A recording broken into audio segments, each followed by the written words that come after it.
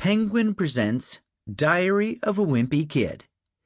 Cabin Fever by Jeff Kinney. Read by Dan Russell. November. Saturday. Most people look forward to the holidays, but the stretch between Thanksgiving and Christmas just makes me a nervous wreck. If you make a mistake in the first 11 months of the year, it's no big deal. But if you do something wrong during the holiday season, you're gonna pay for it. Mom, me, Dad, Manny, Christmas morning. Maybe you would have got more presents if you hadn't pinched your brother last week. It's too much pressure to be on your best behavior for a whole month. The most I can really handle is 6 or 7 days in a row. So if they moved Thanksgiving to the week before Christmas, it would be fine by me. Kids whose families don't celebrate Christmas are lucky because they don't have to stress out whenever they do something wrong at this time of year. In fact, I have a few friends in that category who I think act a little extra jerky around now just because they can.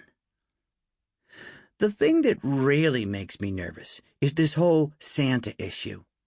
The fact that he can see you when you're sleeping and knows when you're awake really creeps me out.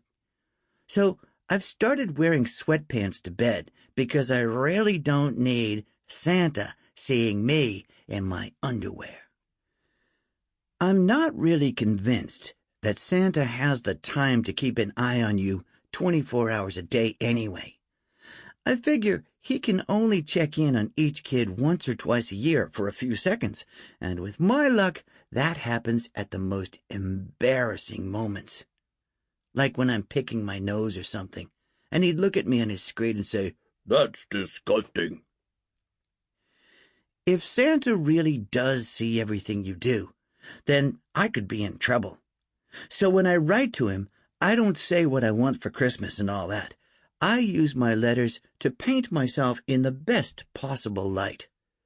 For example, Dear Santa, I did not throw a crab apple at Mrs. Taylor's cat, even though it might have looked that way from a distance.